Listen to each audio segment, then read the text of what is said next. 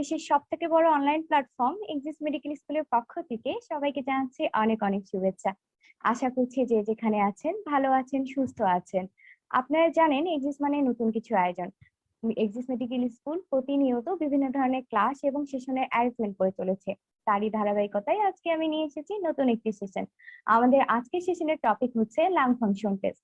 আমাদের আজকের সেশনে মেন্টর হিসেবে আছেন জনপ্রিয় মেন্টর স্যার ডাক্তার রাজীব কুমার সাহা।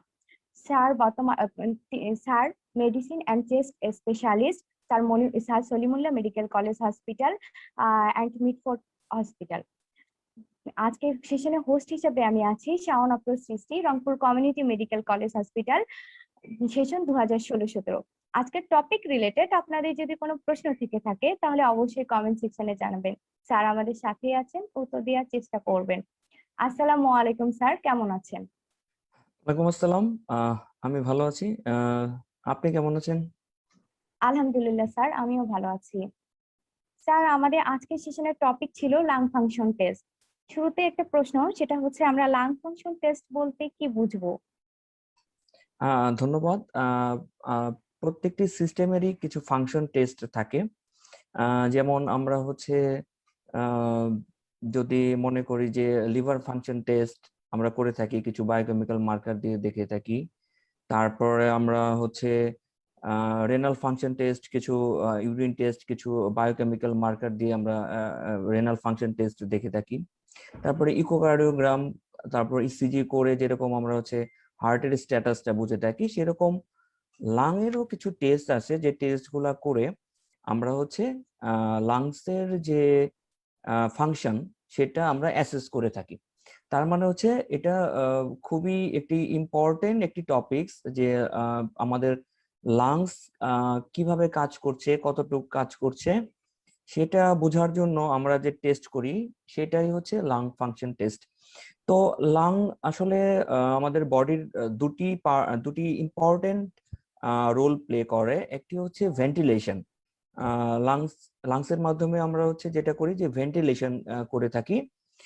আর আরেকটি পার্ট হচ্ছে সেটা হচ্ছে গ্যাস এক্সচেঞ্জ। তার মানে লাংসের মাধ্যমে আমরা হচ্ছে অক্সিজেন এনভায়রনমেন্ট থেকে নিয়ে থাকি এবং আমাদের কার্বন ডাই অক্সাইড এক্সেল করে থাকি। সো এই ventilation and gas gas exchange, এই দুটি দুটি ফাংশনকে অ্যাসেস করার জন্য আমরা কিছু পরীক্ষা করি। সেই পরীক্ষাগুলোকেই একসাথে লাং ফাংশন টেস্ট বলা হয়। এই এই লাং ফাংশন টেস্টটা হয়তোবা যারা 5th ইয়ারে পড়ে তারা এবং 2nd ইয়ারে ফিজিওলজিতেও কিছুটা আলোচনা করা হয়, কিন্তু দেখা যাচ্ছে যে এটা আমরা খুব বেশি মনে রাখি না, বা হয়তোবা আমরা খুব হালকা ভাবে জিনিসটা হয়তো দিয়ে থাকি, দেখি এই জিনিসটা একটু আমাদের কাছে একটু আনকমন মনে হয়। কিন্তু আজকের এই টপিকসটার আয়োজন করা হয়েছে এই জন্যই যে অ্যাটলিস্ট লাং ফাংশন, আজকের যারা অডিয়েন্স আছে বা যারা আজকে শুনবে, তারা যাতে এই লাং ফাংশন টেস্টের ইম্পর্টেন্সটা কি এবং কি কি লাং ফাংশন টেস্ট আমরা করে থাকি এবং এই লাং ফাংশন টেস্ট করে আমরা কি কি ডায়াগনোসিস করতে পারি সে ব্যাপারে একটি ধারণা পেতে পারবেন হয়তো। তো লাং ফাংশন টেস্ট বলতে আমরা কয়েকটি টেস্টকে বোঝাই। এর ভিতরে একটি হচ্ছে স্পাইরোমেট্রি উইথ রিভার্সিবিলিটি টেস্ট বলি আমরা, সেটি একটি ইম্পর্টেন্ট টেস্ট। তারপরে হচ্ছে লাং ভলিউম আমরা মেজার করি। তারপরে ডিএলসিও বলে, তার মানে হচ্ছে এটা diffusion capacity of carbon monoxide আমরা মেজার করি, যে পেশেন্টের গ্যাস এক্সচেঞ্জ কেমন হচ্ছে। আর আরো কিছু ইনডিরেক্ট টেস্ট আছে যেটা দিয়ে হচ্ছে লাং ফাংশন আমরা অ্যাসেস করি। যেমন হচ্ছে আমরা এখন কোভিড এর সময় যেমন হচ্ছে আমরা পালস অক্সিমিটার দিয়ে অক্সিজেন মেজার করছি, এটাও কিন্তু আমরা ইনডিরেক্টলি দেখছি যে লাং এর অক্সিজেনের এক্সচেঞ্জ করে কি পরিমাণ অক্সিজেন বডিতে সাপ্লাই করতে পারছে। তার মানে পালস অক্সিমিটার করে আমরা যেটা দেখছি এটাও কিন্তু একটি লাং ফাংশন টেস্ট। তারপরে হচ্ছে আমরা এবিজি বলি, আর্টেরিয়াল ব্লাড গ্যাস অ্যানালাইসিস, সেটাও কিন্তু একটি লাং ফাংশন টেস্ট। সাথে পিক ফ্লো মিটার দিয়ে আমরা পিক ফ্লোটা মেজার করি, সেটাও একটি লাং ফাংশন টেস্ট। এই এই এতগুলা টেস্ট মিলেই হচ্ছে আমরা লাং ফাংশন টেস্ট, এবং এই টেস্টগুলো করে আমরা ইউজুয়ালি কিছু ডিজিজ ডায়াগনোসিস করতে পারি। খুবই ইম্পর্টেন্ট একটি test. Smriti. Thank you sir. Sir, lung function test কি কি ডিজিজ ডায়াগনোসিস করার জন্য ব্যবহার করা হয়? থ্যাংক ইউ সৃষ্টি। এটা হলো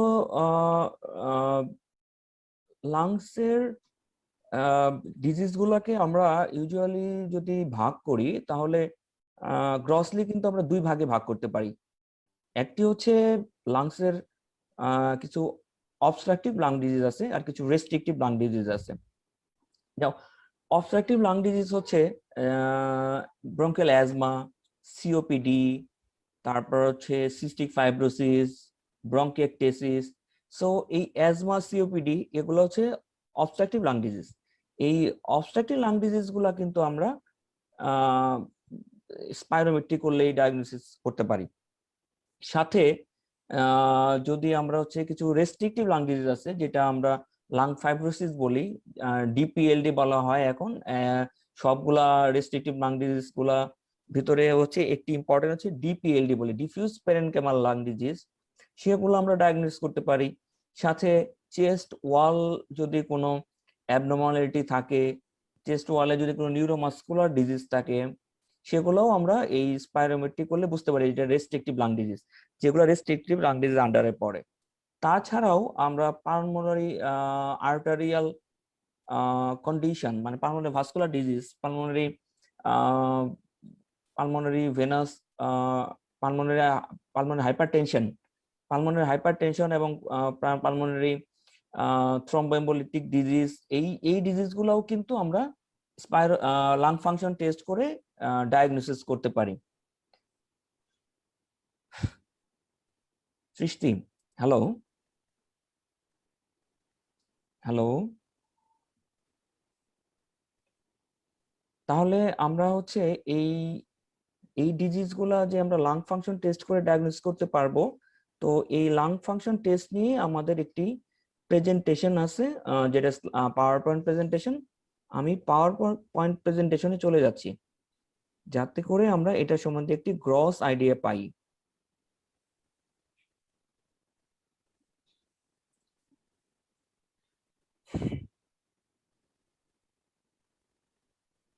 জি স্যার, আপনি শুরু করতে পারেন।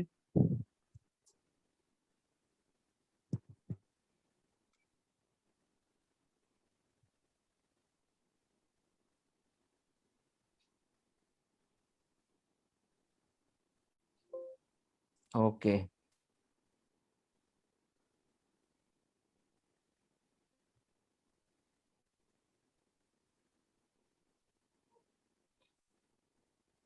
ওকে। লাং ফাংশন টেস্ট ইনক্লুড করে কি কি?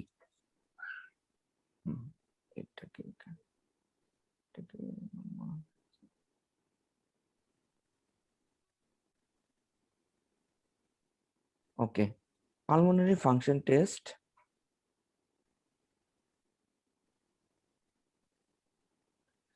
পালমোনারি ফাংশন টেস্টকে আমরা একটু আগে যেভাবে বলেছিলাম যে pulmonary function test include spirometry, যে স্পাইরোমেট্রি করে আমরা হচ্ছে FEV1 বলে, FVC এন্ড FEV1 FVC রেশিওটা আমরা দেখি। সাথে হচ্ছে লাং ভলিউম করে আমরা total lung capacity, vital capacity, residual volume সেগুলো মেজার করতে পারি। ডিফিউশন ক্যাপাসিটি, যেটা একটু আগে বললাম যে DLCO, এটা করে আমরা হচ্ছে গ্যাস এক্সচেঞ্জ কেমন হচ্ছে, অক্সিজেন কেমন লাংসে যাচ্ছে এবং কার্বন ডাইঅক্সাইড বেরোচ্ছে কতটুকু, সেই ক্যাপাসিটিটা আমরা ডিফিউশন ক্যাপাসিটি বলছি, DLCO টেস্ট করে আমরা সেটা বুঝতে পারি।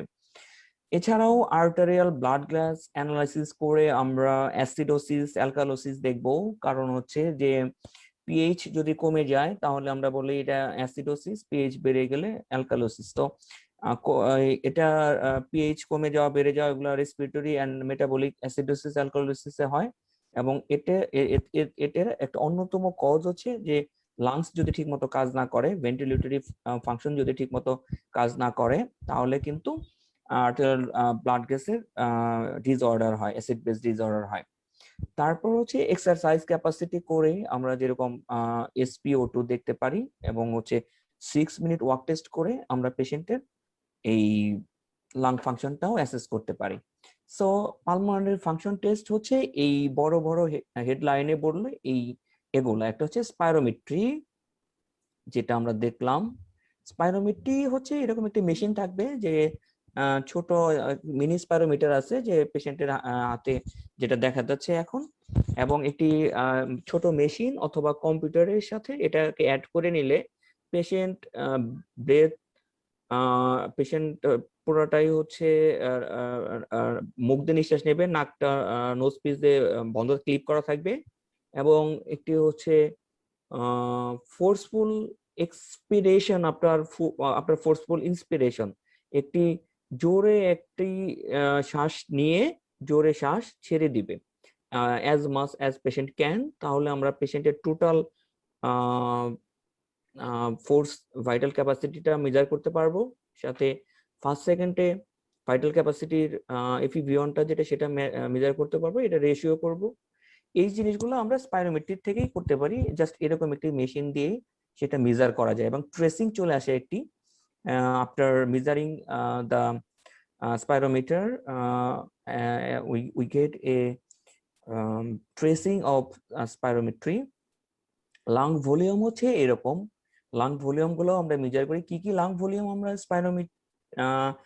স্পাইরোমেট্রি করার সময় দেখি, সেটা হচ্ছে total lung volume, total lung capacity, residual volume, inspiratory reserve volume, expiratory reserve volume, vital capacity. এই জিনিসগুলো আমরা কিন্তু স্পাইরোমেট্রি থেকেই বুঝতে পারি। তারপরে আবার আরেকটি পালমোনারি ফাংশন টেস্ট আছে, সেটা হচ্ছে পিক এক্সপিরেটরি ফ্লো মিটার। এই মিটার দিয়ে আমরা পিক এক্সপিরেটরি ফ্লো রেটটা মেজার করি, মেজার করে আমরা হচ্ছে পেশেন্টের যত থাকার কথা তার থেকে কম আছে কিনা, অথবা হচ্ছে এটার ডায়াগোনাল ভেরিয়েশন আছে কিনা। যেমন ব্রঙ্কিয়াল অ্যাজমাতে পিক এক্সপিরেটরি ফ্লো করে আমরা দেখতে পারি যে দিনের সকাল বেলায় বা বিকাল বেলায় একটি সিগনিফিকেন্ট অ্যামাউন্ট ভেরিয়েশন হচ্ছে, তাহলে আমরা সেটাকে যেমন অ্যাজমা বলি। সেরকম পিক এক্সপিরেটরি ফ্লো মিটারটা কিন্তু খুবই ছোট একটি মিটার, এবং এটা পেশেন্ট ক্যারি করতে পারে, বাসায় রাখতে পারে, এবং দামও খুবই কম, খুবই কম। তারপরে হচ্ছে এই যে পালস অক্সিমেট্রি, আমরা যেটা বললাম, পালস অক্সিমেট্রি করে কিন্তু আমরা পেশেন্টের যেমন টিস্যু অক্সিজেনেশনটা বুঝতে পারি যে কম আছে কিনা। যেটা কম থাকলে আমরা বুঝি যে পেশেন্টের মোস্ট প্রবাবলি লাংয়ে অক্সিজেন অক্সিজেন ডিফিউশন করার ক্যাপাসিটি কমে যাচ্ছে।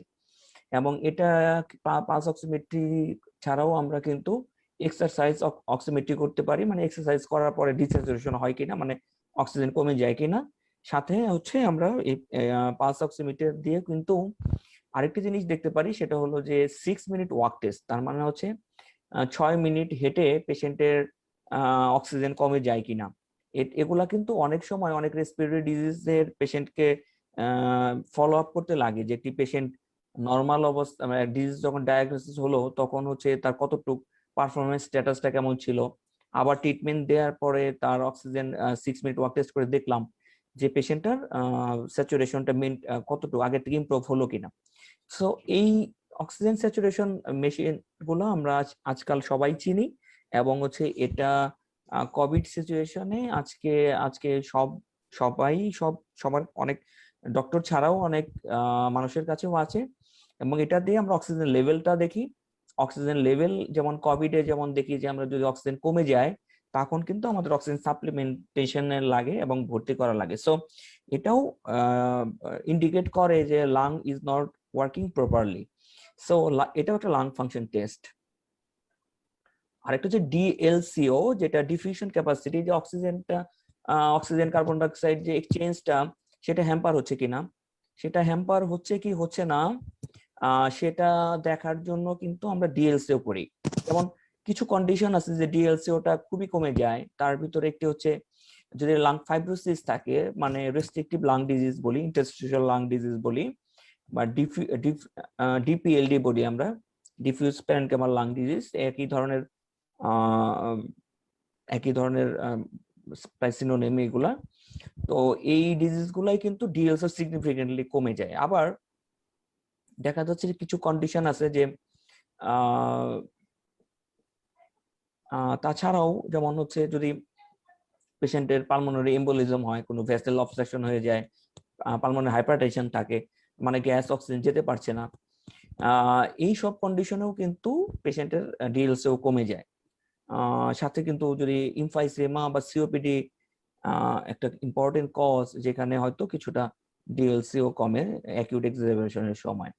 সো ডিফিউশন ক্যাপাসিটি পেশেন্টের যখন রেস্টিং অবস্থায় বা স্টেবল অবস্থায় কম থাকলে আমরা সাধারণত লাং ফাইব্রোসিস অথবা ভাস্কুলার ডিজিজ যেগুলো আছে, পালমোনারি হাইপারটেনশন বা ক্রনিক পালমোনারি এম্বোলিজম, এগুলা চিন্তা করি। আবার আরেকটি হচ্ছে আর্টেরিয়াল ব্লাড গ্যাস অ্যানালাইসিস। তো আর্টেরিয়াল ব্লাড গ্যাস অ্যানালাইসিসটা হচ্ছে পেশেন্টের অ্যাসিড বেস কোনো ডিসঅর্ডার আছে কিনা, রেসপিরেটরি অ্যাসিডোসিস, রেসপিরেটরি অ্যালকালোসিস, সেগুলা কিন্তু আমরা এবিজি করে ডায়াগনোসিস করি, এবং এটাও একটা lung function test, specialised lung function test. তো এখন আমরা যদি স্পাইরোমেট্রিতে আসি, কারণ স্পাইরোমেট্রিটা কমনলি প্র্যাকটিস করা হয় এবং অনেক জায়গায় আছে। এখানে কয়েক ধরনের মেশিন দেখানো হয়েছে। উপরের একটি মেশিন দেখানো হচ্ছে যে এটা একটা সেটের মতো, এখানে just like the ECG machine, যে পেশেন্ট একটি মাউস পিস আছে যেখানে সে ফোর্স এক্সপিরেশন করবে, আপনার ইন্সপিরেশন, সেখানে একটি একটি একটি ট্রেসিং বেরোয় আসবে এবং এই ট্রেসিং থেকে আমরা ডাটাগুলো পেয়ে যাব। আবার সেই একই প্রসিডিউর যদি আমরা একটি কম্পিউটারে অ্যাডজাস্ট করে নিয়ে করতে পারি, তাহলে আমরা একটা কম্পিউটারের একটি একটি আরেকটু সুন্দর একটি বড় একটি শীটের ভিতরে এই ডাটাগুলো পাবো আর কি। সো স্পাইরোমেট্রি মেশিনটা এই ধরনের, এবং স্পাইরোমেট্রির একটা ড্রব্যাক হচ্ছে যে অনেক সময় যে পেশেন্ট ঠিক মতো শ্বাস না নিলে বা ঠিক মতো করতে না পারলে, তখন এই ট্রেসিং গুলার রিপোর্ট একটু আনএক্সেপ্টেবল হয় আর কি। সবসময় একসেপ্টেবল রিপোর্ট পাই না। এটা রিড করার জন্য অ্যাটলিস্ট 3টা সুন্দর করে ডাটা নিতে হয় আর কি, 3 টাইমস অ্যাটলিস্ট। সো এইরকম এই স্পাইরোমেট্রিতে আমরা এই ধরনের কার্ভ পাই। এখানে যে ধরনের কার্ভ দেখা যাচ্ছে, ডানের কার্ভটি হচ্ছে ফ্লো ভলিউম কার্ভ, যখন নিচেরটা হচ্ছে ইন্সপিরেশন ফেজ, উপরেরটা হচ্ছে এক্সপিরেশন ফেজ। দুইটা ফেজে আমরা এই ডাটাটা পাই, এই কার্ভটা এরকম আসে। আরেকটা হচ্ছে ভলিউম কার্ভ, যে পেশেন্ট কত সেকেন্ড ব্রেথ এক্সেল করলো এবং কত লিটার ভলিউম সে এক্সেল করলো। এর ভিতরে ফার্স্ট সেকেন্ডেরটা কিন্তু আমরা খুব ইম্পর্টেন্ট জানি, FEV1 যেটা। সো এইরকম দুটি গ্রাফ আমরা স্পাইরোমেট্রি করলে পেয়ে থাকি। কিছু কিছু এরর হয়, যেটা বললাম যে এই প্রসিডিউর করার সময় যদি কাফ হয় অথবা ইফোর্ট ভালো না হয়, তাহলে এরকম কেঁপে যায়, যেটা হয়তো আমরা দেখলে বুঝবো যে এটা হয়তো বা মোস্ট প্রবাবলি ডাটাটা ঠিক হচ্ছে না। স্পাইরোমেট্রি কিন্তু কয়েকটি বিষয়ের উপর ডিপেন্ড করে। তার ভিতরে একটি হলো যে পেশেন্টের এজ, সেক্স, হাইট, রেস। তো পেশেন্টের হাইট, ওয়েট কত আছে, পেশেন্টের পেশেন্টের কোন দেশের পেশেন্ট, ককেশিয়ান নাকি আফ্রিকান, এগুলোর উপরেও কিন্তু ভ্যারি করে যে আসলে তার নর্মাল রেসপিরেশন বা নর্মাল ভাইটাল ক্যাপাসিটি কত হবে, এগুলা কিন্তু ভ্যারি করে। সো এগুলা আমরা ইনপুট দিয়ে নেই আগে এই টেস্ট করার আগে। দেন আমরা যদি একটা পেশেন্ট ব্রঙ্কাল অ্যাজমার পেশেন্ট ধরলাম বা সিওপিডির পেশেন্ট, যে পেশেন্টটা অলরেডি হচ্ছে কিছু মেডিকেশন নিচ্ছে, লাইক আমরা বলি যে ইনহেলার নিচ্ছে, বিটা অ্যাগনিস্ট, সালবিউটামল ইনহেলার, সালমিটেরল, সালমিটেরল নিচ্ছে। এই ইনহেলার নিলে কিন্তু ওই নেওয়া অবস্থায় স্পাইরোমেট্রি করলে ঠিক ভালো রেজাল্ট আসবে না। তার আগে যদি আমরা ওই শর্ট অ্যাক্টিং বিটা অ্যাগনিস্ট যে সালবিউটামল নিয়ে থাকে, 6 ঘন্টা আগে এটা বন্ধ করে নিব। আবার লং অ্যাক্টিং যেমন হচ্ছে সালমিটেরল আছে, সেগুলো যদি নিয়ে থাকে 12 ঘন্টা আগে আমরা বন্ধ করে তারপরে স্পাইরোমেট্রিটা করে দেখব যে ডাটা কেমন আসে। তো এইখানে আমরা 3টা জিনিস মনে রাখবো স্পাইরোমেট্রি বা ট্রেসিং দেখার সময়। যে FEV1 যেটা force expiratory volume in first second. So আমাদের যে এক্সপিরেশন করি তার ফার্স্ট সেকেন্ডেই কিন্তু দেখা যায় যে প্রায় 75 to 80% এয়ার বের হয়ে যায়। সো এই FEV1টা খুবই ইম্পর্টেন্ট। তো এইখানে গ্রাফে যেটা দেখানো হচ্ছে যে পেশেন্টটি 6 সেকেন্ড ধরে এক্সেল করেছে, তার ভিতরে ফার্স্ট সেকেন্ডের যে ডাটাটা FEV1টা সেটাকে কার্ট মার্ক দেওয়া হয়েছে যে এটা কত, দেখা গেছে যে এটা প্রায় 3.8 লিটারের কাছাকাছি এরকম একটি ডাটা এসেছে। আবার টোটাল ভাইটাল ক্যাপাসিটি এখানে দেখা যাচ্ছে প্রায় 5 লিটার, তার মানে প্রায় 80% কিন্তু ফার্স্ট সেকেন্ড সে এক্সেল করেছে। এটা কিন্তু কমে যায় ইয়ের ক্ষেত্রে, অবস্ট্রাকটিভ যে লাং ডিজিজ গুলো আছে যেমন ব্রঙ্কিয়াল অ্যাজমা সিওপিডি তে এই ফোর্স এক্সপিরেটরি ভলিউমটা কমে যায়, কারণ পেশেন্টের এয়ারওয়ে তো ন্যারো হয়ে যায়, সেখানে সে তো বা ব্রঙ্কোস্পাজম থাকে, তখন এইভাবে আমরা যতটুকু ফোর্সফুলি এক্সেল করতে পারি অ্যাজমা সিওপিডি পেশেন্ট ওইভাবে পারে না।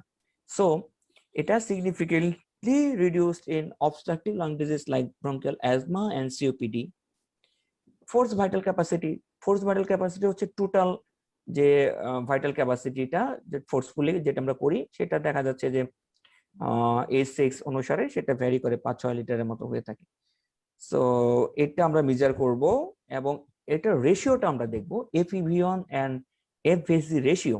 সো FEV1 এবং FVC রেশিওটা কিন্তু সবচেয়ে ইম্পর্টেন্ট, কারণ হচ্ছে আমরা যখন স্পাইরোমেট্রি করব করে আমরা পেশেন্টের FEV1 দেখব, FVC রেশিওটা সবার আগে দেখব। FEV1 FVC রেশিও দেখেই আমরা বুঝতে পারবো যে আসলে এই পেশেন্টের মেন ডায়াগনোসিসটা কোন দিকে যাচ্ছে। তো পেশেন্টের যদি FEV1 এবং FVC ratio less than 70% or 0.7% হয় তাহলে এটা অবস্ট্রাকটিভ লাং ডিজিজ। সো এই পয়েন্টটাই আমরা একটু সময় দিতে পারি যে পেশেন্টের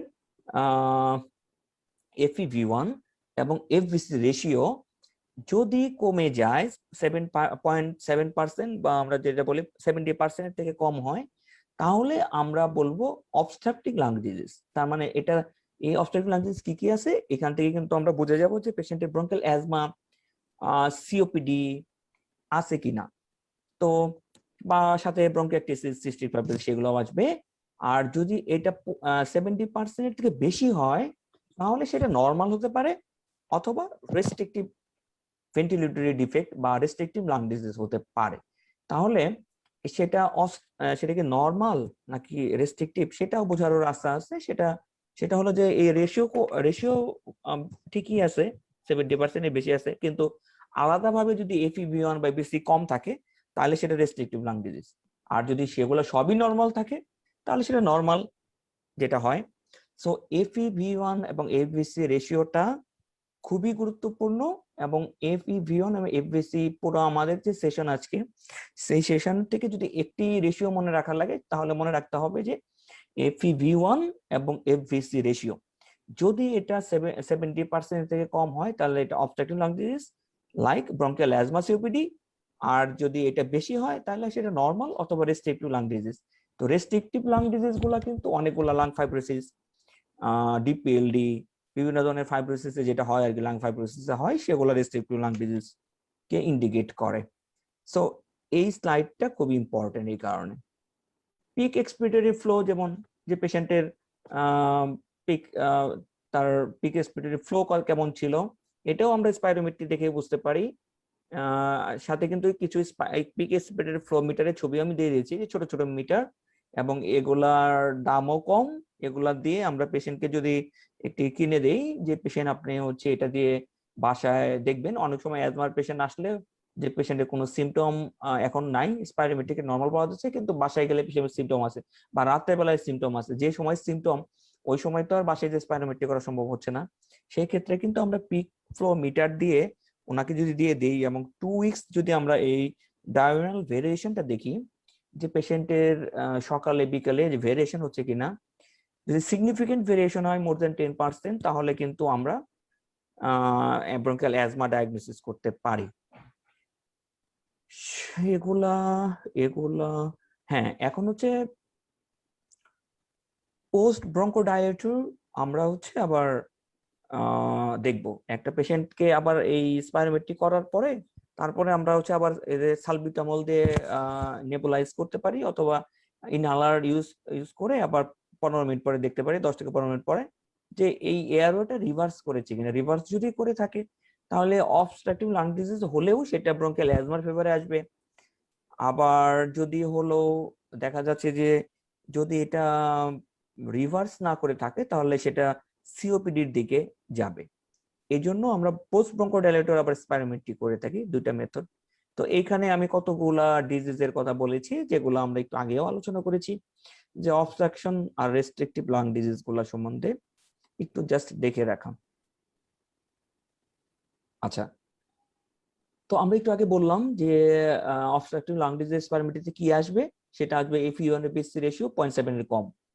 আর এখন এটা সিভিয়ার না সিভিয়ার না সেটা তখন আবার মেজার করবো আমরা FeV1 দিয়ে।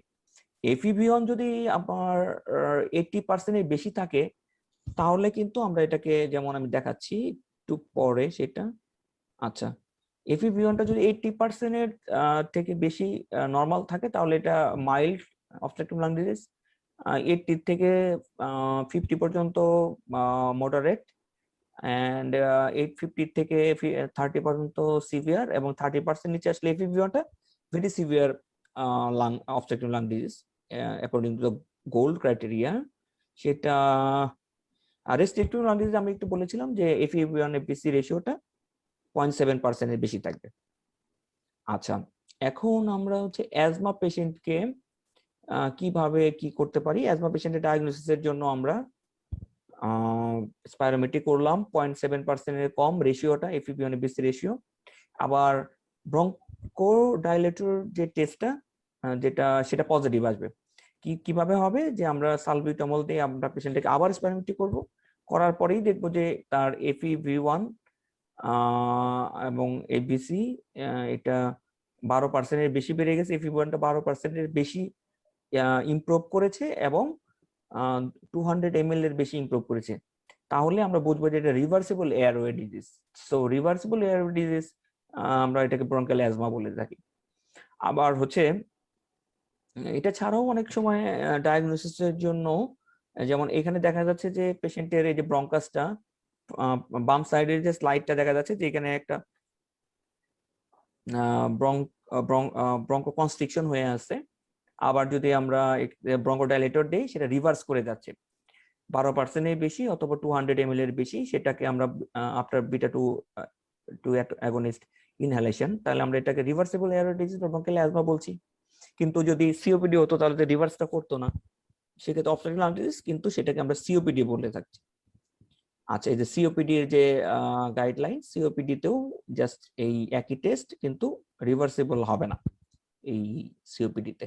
এবং এই সিওপিডি তে যেটা আমরা একটু আগে বললাম যে গোল্ড অনুসারে এটা FeV1 দেখবো আমরা।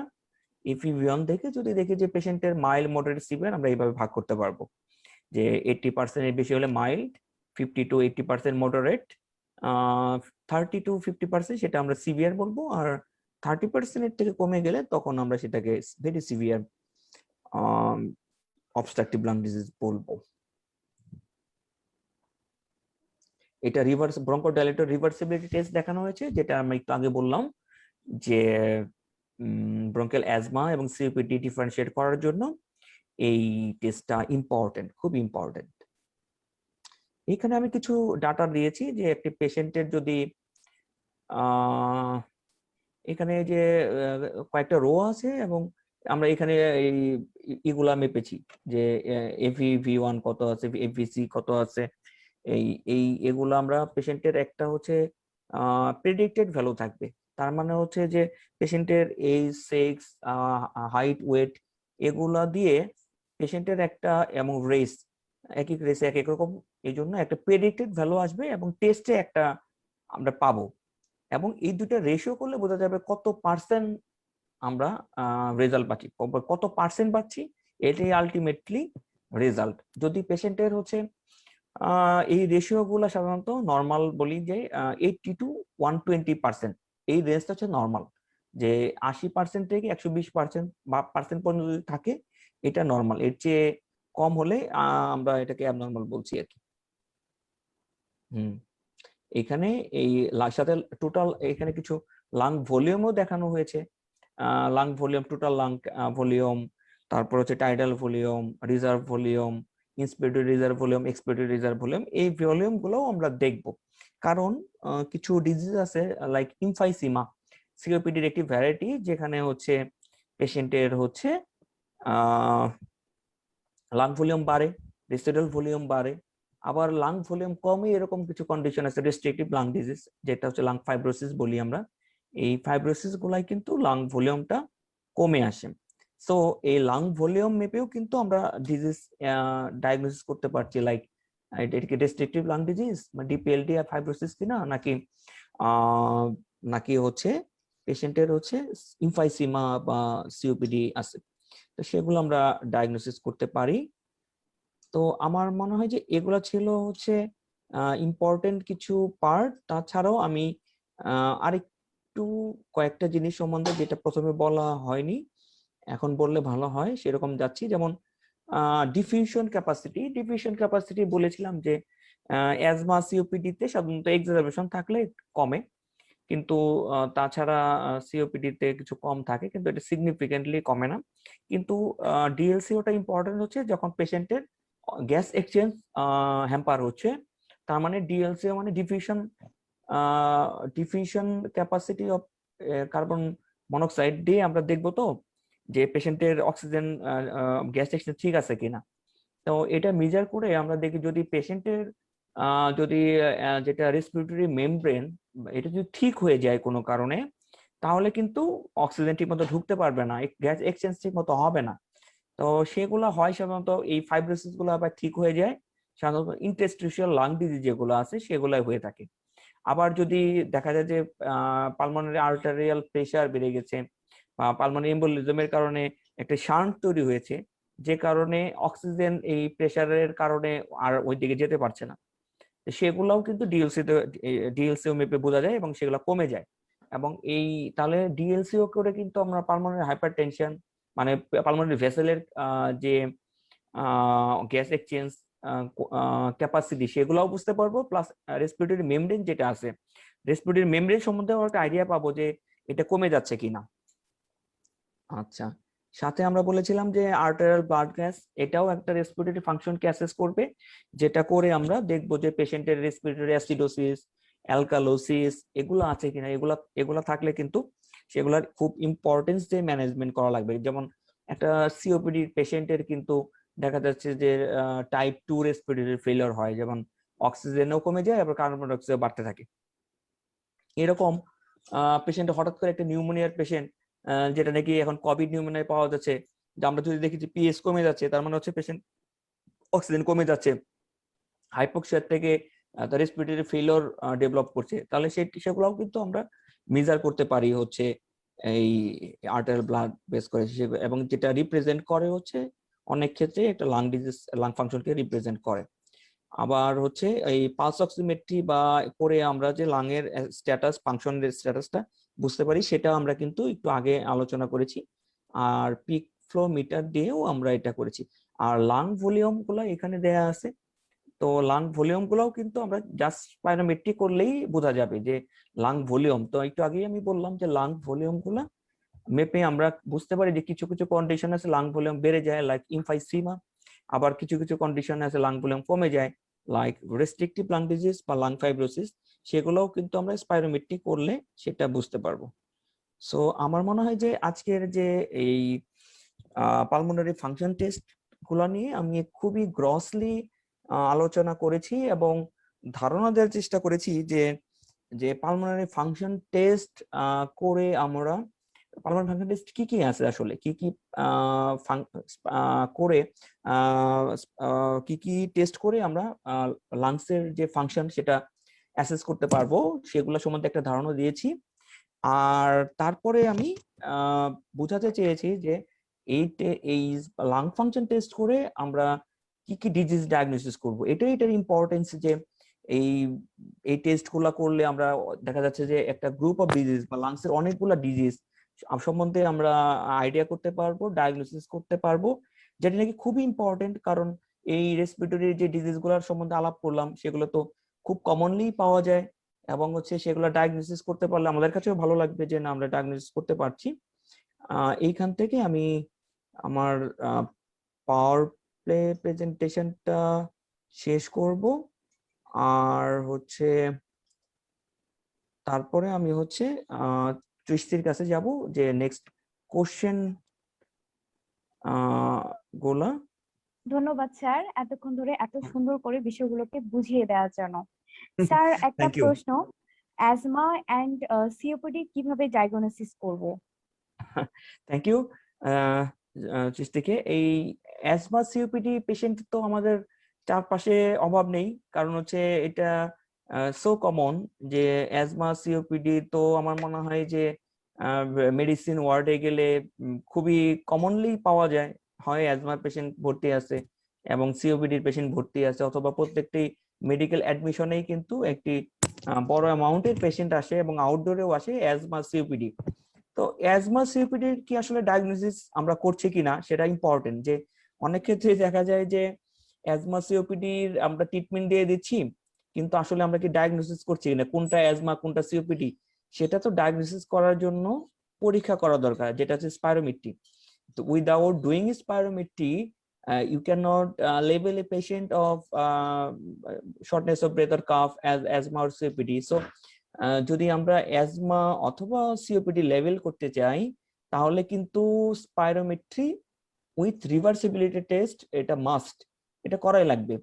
সো আমরা পেশেন্ট একটা যে পেশেন্টটা একটা ক্রনিক হিস্ট্রি দিচ্ছে, কারণ অ্যাজমা সিওপিডি দুইটাই তো ক্রনিক পেশেন্ট হয়, দীর্ঘদিন ধরে এই কাশি নিয়ে প্রেজেন্ট করে। তো এদের আমরা একটি স্পাইরোমেট্রি উইথ রিভার্সিবিলিটি টেস্ট করব। তো স্পাইরোমেট্রি করে যদি আমরা যেটা বললাম যে একটি রেশিও যেটা হচ্ছে FEV1 এবং FVC রেশিও যদি 0.7 এর কম থাকে, তাহলে আমরা বুঝবো যে পেশেন্টের একটি অবস্ট্রাকটিভ লাং ডিজিজ আছে, বাট নট শিওর যে এটা ব্রঙ্কিয়াল অ্যাজমা নাকি সিওপিডি। তো তখন আমরা কি করব, এটা রিভার্সিবিলিটি টেস্ট করব। সেটা করি আমরা সালবিউটামল দিয়ে করে থাকি, সালবিউটামল নেবুলাইজ করে অথবা ইনহেলার ইউজ করে। তো আমরা হচ্ছে পেশেন্টটাকে আবার 10 মিনিট পরে 15 মিনিট পরে আবার এই একই স্পাইরোমেট্রি করব। যদি আমরা দেখি যে FEV1 এবং এই রেশিওটা এটা এটা 0.75% উপরে চলে আসছে, এই রেশিওটা FEV1 FVC রেশিও 0.7% উপরে চলে আসছে, অথবা FEV1 শুধু এটা হলো 12% বেশি রিভার্স করেছে এবং 200 ml এর বেশি রিভার্স করেছে, তাহলে আমরা কিন্তু বুঝবো যে এইটা ব্রঙ্কিয়াল অ্যাজমা, এটা সিওপিডি না। আর যদি এটা এই এই ক্রাইটেরিয়া যেটা 12% আর হচ্ছে 200 ml, যে এই এই এই এই দুটাকে যদি এই এই কাট অফ ভ্যালুটাকে যদি ক্রস না করে, নিচে থাকে, তাহলে আমরা কিন্তু বুঝবো এটা সিওপিডি। তার মানে এটা post bronchodilator FEV1 FVC ratio কিন্তু সেক্ষেত্রে যতই ব্রঙ্কোডাইলেটর দেই 0.75 এর নিচেই থাকবে। 0.7 এর নিচে থাকলে আমরা এটা বুঝতে পারবো যে এই পেশেন্টের এটা সিওপিডি। সো এটা সিম্পল টেস্ট যে স্পাইরোমেট্রি, এবং যেটা নাকি ওয়ার্ডেও করা সম্ভব। তাহলে কিন্তু আমরা এই ঠিক কনফিউশন ডায়াগনোসিসের ভিতরে থাকা লাগছে না যে অ্যাজমা না সিওপিডি। এবং এটা করে আমাদের যেটা হবে যে ম্যানেজমেন্ট প্ল্যান পুরাই আলাদা হয়ে যাবে। ব্রঙ্কিয়াল অ্যাজমার ট্রিটমেন্টের প্যাটার্নটা এক ধরনের, আবার সিওপিডি পেশেন্টের প্যাটার্নটা এক ধরনের। সো এই স্পাইরোমেট্রি করে কিন্তু আমরা এটা ডায়াগনোসিস করতে পারবো। এটা আমার মনে হয় যে এটা আমাদের যারা মেডিকেল স্টুডেন্ট আছে এদের সবারই লাগবে, এবং পরীক্ষার সময় যখন লং টেস্ট পড়বে অ্যাজমা বা সিওপিডি পেশেন্ট তো থাকেই এগুলা ফাইনাল প্রফে, তো এগুলা থেকে কিন্তু তাদের ধরতে পারে যে অ্যাজমা সিওপিডি এটা কিভাবে ডায়াগনোসিস করবেন। তখন কিন্তু বলা লাগবে এই স্পাইরোমেট্রি উইথ রিভার্সিবিলিটি টেস্ট কর এই কথাটা। সৃষ্টি। ধন্যবাদ স্যার।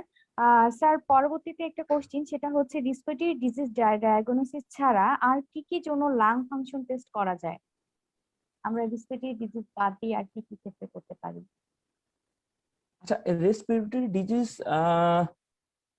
ডায়াগনোসিসের জন্য যেরকম স্পাইরোমেট্রির দরকার, যেমন সেটা কি অবস্ট্রাকশন নাকি রেস্ট্রিক্টিভ লাং ডিজিজ, এগুলো বোঝার জন্য যেরকম লাগছে স্পাইরোমেট্রিটা, এটা ছাড়াও কিন্তু এটার ওয়াইড রেঞ্জ অফ ইউজ আছে। যেরকম ধরা যাক যে একটা সিওপিডির পেশেন্টকে আমরা ট্রিটমেন্ট দিয়ে দিয়েছি, সে তার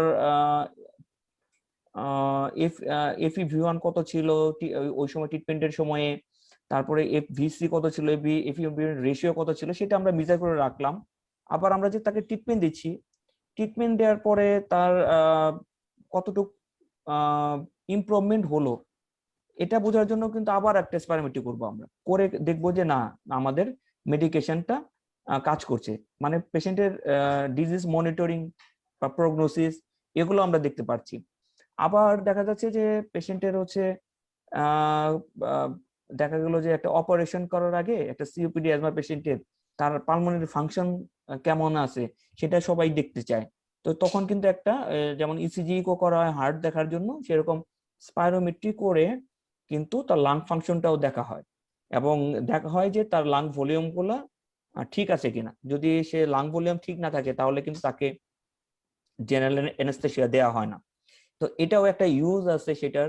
আবার বলা আরেকটা আরেকটা এক্সাম্পল দিলে জিনিসটা ভালো হবে, সেটা হচ্ছে যে এখন তো কোভিড এর পরবর্তীতে অনেক পেশেন্ট পাওয়া যাচ্ছে যে পোস্ট কোভিড ফাইব্রোসিস হয়ে যাচ্ছে। তো তাদেরও কিন্তু একটা স্পাইরোমেট্রি করলে বোঝা যায় যে না কোভিড তো ভালো হয়ে গেছে, কিন্তু এখন তার লাং ফাংশনের অবস্থা কি, বা তার লাং ফাংশন স্পাইরোমেট্রি করলাম, করে তার কতটুক লাং ফাংশন স্ট্যাটাসটা কিন্তু জানার জন্য কিন্তু আমাদের এই স্পাইরোমেট্রি লাগবে। সো এবং দেখা গেল যে পেশেন্টটার আমরা যখন কোভিড পেশেন্ট ছুটি হচ্ছে 2 সপ্তাহ পরে, তখন তো কোভিড নেগেটিভ হয়ে গেছে, তখন একটা স্পাইরোমেট্রি করে রাখলে তো তার আবার যখন নেগেটিভের পর আবার 1-2 মাস পরে যখন পেশেন্ট ফলো আপ করবে, তখন তার ট্রিটমেন্টে কতটুক এই পালমোনারি ফাংশনটি ইমপ্রুভ করলে সেটাও বোঝা যায়। সো এটা কিন্তু একটা ওয়াইড রেঞ্জ অফ ইউজ আছে সেই পালমোনারি ফাংশন টেস্টের। ধন্যবাদ স্যার। স্যার এর সাথে একটা প্রশ্ন চলে আসে, তা হচ্ছে এই টেস্টটা কোথায় হয়? পালমোনারি ফাংশন টেস্ট অলমোস্ট সব জায়গায় হয়। এটা তো স্পেসিফিকলি এইভাবে না বলে আমি বলতে চাচ্ছি যে এটা প্রত্যেক মেডিকেলেই হয়, এবং হচ্ছে ডিস্ট্রিক্ট টাউন পর্যন্ত, বিভাগীয় শহর ডিস্ট্রিক্ট টাউন প্রত্যেকটা জায়গায় কিন্তু স্পাইরোমেট্রি হয়।